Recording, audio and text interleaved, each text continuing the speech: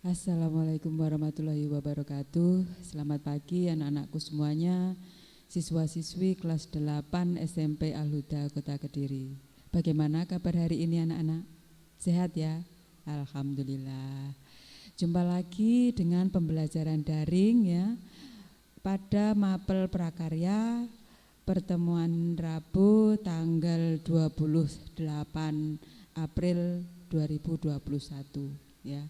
Saya berharap anak-anakku semuanya sudah bersiap ya untuk mengikuti pembelajaran dengan disertai alat tulis ya untuk mencatat materi yang saya sampaikan pada pembelajaran daring hari ini ya. Sebelum kita mulai pembelajaran, marilah sama-sama kita berdoa ya, memohon kepada Allah supaya diberi kemudahan untuk mengikuti pembelajaran pagi hari ini. Dan semoga ilmu yang kita peroleh ada barokah dan manfaatnya. Amin. Berdoa mulai. Bismillahirrahmanirrahim. Raditu billahi robba wa bil islami dina wa bi Muhammadin nabiyya wa rasulah. Rabbi zidni ilman warzuqni fahman birahmatika ya arhamar rahimin. Amin. Terima kasih anak-anakku semuanya. Walaupun dalam kondisi berpuasa, saya harapkan ini tidak membuat anak-anak tidak bersemangat ya, harus tetap bersemangat ya. Setelah kita mengikuti kegiatan sekolah Pondok Ramadan ya, sekarang sudah mulai pembelajaran lagi. Seperti biasa, tetap absen di link ya, dan kemudian diikuti pembelajarannya hingga selesai agar supaya anak-anak tahu apakah materi hari ini dan juga tugas yang disampaikan oleh Bapak Ibu Guru dari sekolah. Tetap semangat ya. Pada pertemuan sebelumnya kita sudah mempelajari tentang pengolahan bahan pangan setengah jadi dari serealia, kacang-kacangan dan umbi menjadi produk pangan ya. Adapun untuk pertemuan hari ini kita akan mempelajari tentang pengolahan hasil samping serealia, kacang-kacangan dan umbi menjadi produk pangan. Ini masuk pada bab 5 ya anak-anak ya. Pada pertemuan sebelumnya, sebelum kegiatan Pondok Ramadan sudah ada tugas ya, kemarin ya saya ingatkan lagi ya.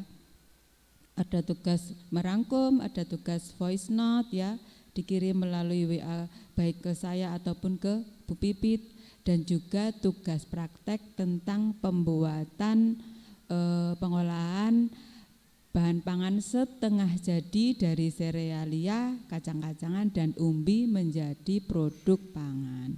Masih saya tunggu ya anak-anak ya untuk pengumpulan tugas ini ya. Harus semangat ya. Kita masuk ke pengertian ya. Tujuan pembelajaran dulu ya.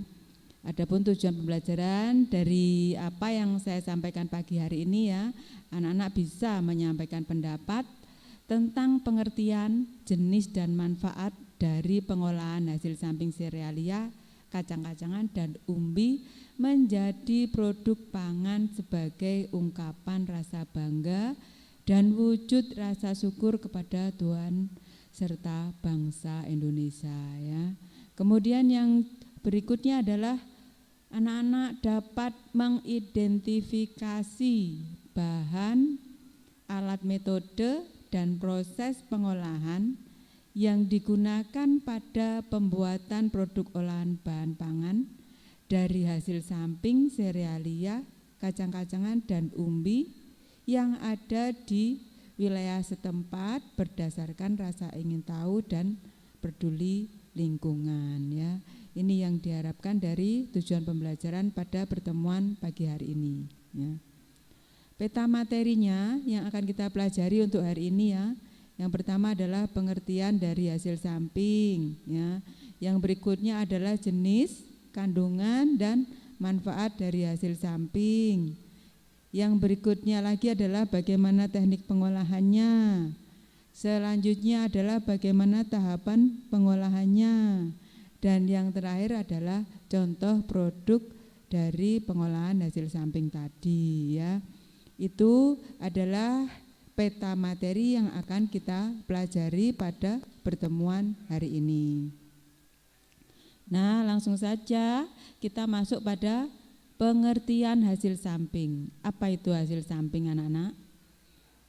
Nah, yang dimaksud dengan hasil samping adalah produk yang dihasilkan selain produk utama ya. Di sini yang termasuk hasil samping dari serealia adalah bekatul sama leri ya. Leri itu apa? Air bekas cucian beras atau kita menyebutnya apa ya? Biasanya ini kan kita nyuci beras kan airnya dibuang. Nah, yang dinamakan leri itu adalah ya air bekas kita mencuci beras tadi ya. Ini bisa menghasilkan nata de coco ya ataupun yogurt ya. Nanti minggu depan akan kita pelajari bersama ya. Kalau bekatul adalah sisa dari gabah atau bungkus dari beras ya anak-anak ya. Yang berikutnya adalah hasil samping umbi, yaitu kulit singkong ya. Ternyata kulit singkong bisa diolah menjadi produk pangan ya anak-anak. Kemudian daun singkong, yang ketiga adalah kulit kentang ya. Ini adalah contoh hasil samping dari umbi. Yang ketiga hasil samping kacang-kacangan, yaitu ampas kedelai ya, atau bisa juga ampas tahu ya, ampas tempe ya, kan sama, tahu dengan tempe adalah berbahan dasar dari kacang kedelai ya. Kemudian sama kulit tauge. Nah, kalau kita cermati dari ketiga bahan yaitu serealia, umbi dan kacang-kacangan, yang dimaksud dari hasil samping ini adalah produk yang dihasilkan selain produk utama atau bahan yang dibuang ya, yang bisa dimanfaatkan untuk produk pangan ya. Ternyata kulit singkong bisa dibuat produk makanan lagi ya. Kemudian kulit kentang juga bisa ya. Kulit singkong buat apa? Contohnya bisa diolah menjadi keripik kulit singkong. Kemudian bisa diolah menjadi tumis kulit singkong ya. Kemudian kulit kentang juga sama ya. Ampas kedelai bisa untuk apa anak-anak? Bisa kita buat nugget ya, bisa kita buat bolu ya. Kemudian bisa kita buat lagi kue seperti kue kacang tapi dari ampas kedelai. Nah ya, tergantung bagaimana kita mengolah ya. Kemudian yang dari serealia ini, bekatul bisa kita jadikan brownies. Nah ya, tetapi berbahan dasar bekatul ya. Ini adalah sekilas tentang pengertian apa itu produk hasil samping ya. Yang berikutnya kita akan mempelajari jenis, kandungan dan manfaat ya. Yang pertama dari serealia dulu. Nah, ini adalah gambar serealia yang berasal dari bekatul ya. Bekatul merupakan produk samping dari penggilingan beras. Jadi sisa dari penggilingan beras ya. Namanya bekatul.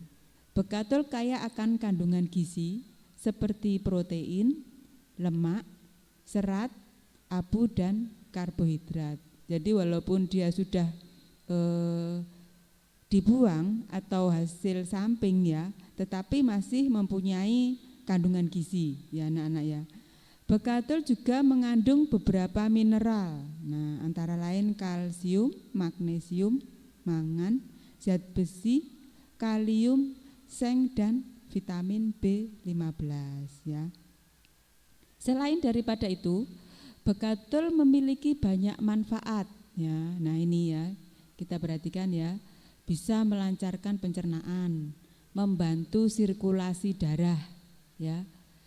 berfungsi sebagai antioksidan ya, dan dapat mengobati berbagai penyakit seperti penyakit jantung, diabetes, darah tinggi, kolesterol, pengapuran pembuluh darah, asma, dan memperbaiki fungsi hati ya.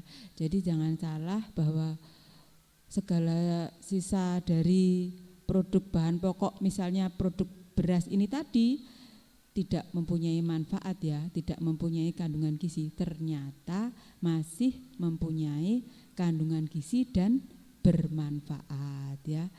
Kemudian yang berikutnya, selain bekatul kita masuk ke umbi ya. Ini adalah gambar kulit singkong ya.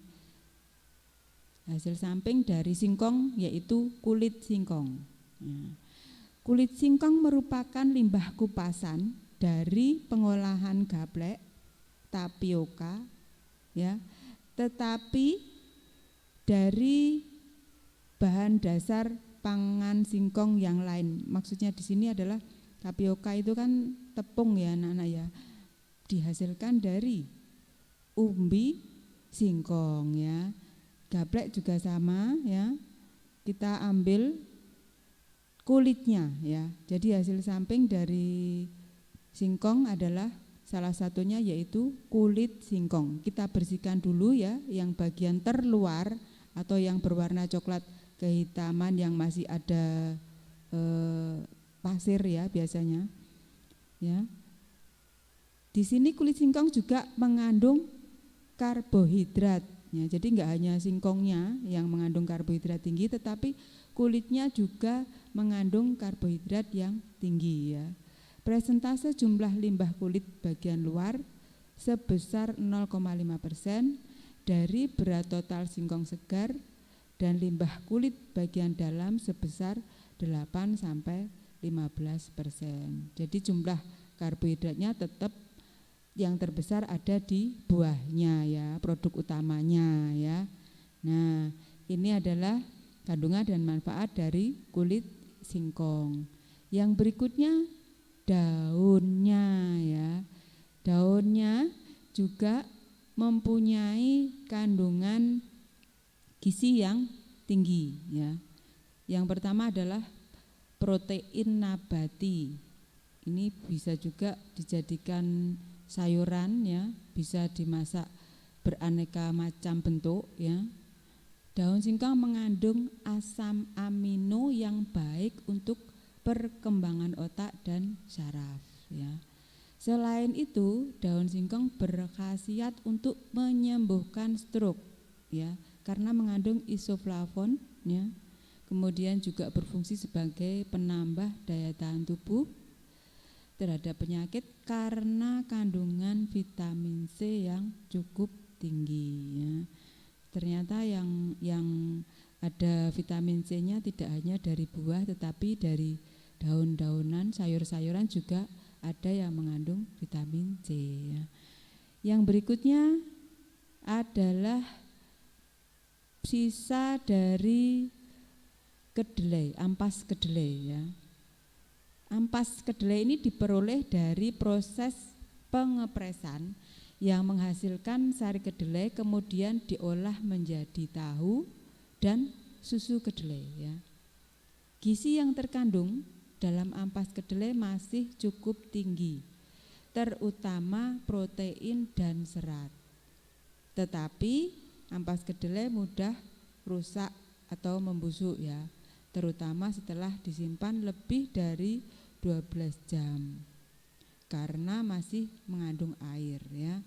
Jadi harus segera diolah ya anak-anak ya, agar tidak lebih buruk ketika menjadi bahan pangan yang siap untuk dimakan ya. Yang berikutnya kita pelajari tentang pengolahannya ya. Ini adalah teknik pengolahan dari hasil samping olahan serealia, kacang-kacangan dan umbi ya. Teknik dasarnya tetap sama ya dari teknik pengolahan yang sebelumnya, yaitu teknik pengolahan makan panas basah atau kita sebut dengan moist head, dan juga teknik pengolahan panas kering atau kita sebut dengan dry head ya. Selain itu biasanya dapat menggunakan teknik pengolahan pengawetan pangan ya.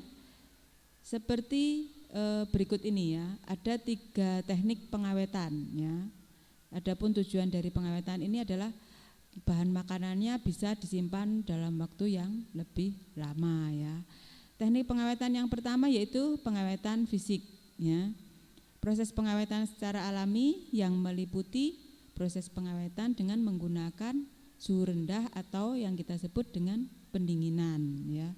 Yang berikutnya pengawetan dengan suhu tinggi yang kita sebut dengan pemanasan ya. Biasanya dijemur atau dimasukkan ke dalam alat pemanas ya, atau kita panggang ya, atau kita bakar. Nah, ini disebut dengan teknik pengawetan dengan suhu tinggi. Setelah menggunakan pengawetan dengan suhu rendah atau tinggi, baru kita keringkan. Ini yang dinamakan dengan proses pengawetan secara fisik ya. Yang berikutnya teknik pengawetan secara kimiawi ya, menggunakan pengawet. Nah ya, bisa secara alami maupun dengan bahan kimia ya.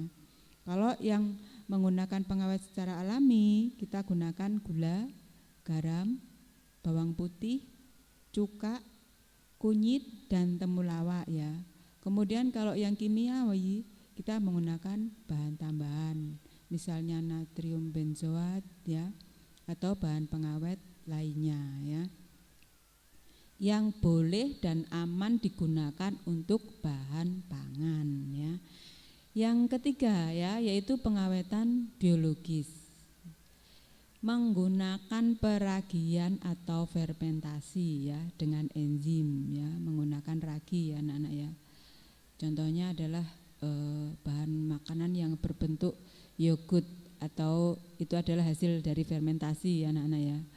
Kemudian kalau yang hasil dari ragi kita sebut dari umbi biasanya kita tape itu ya anak-anak ya. Kemudian yang serealia beras ketan ya kita olah menjadi tape ketan.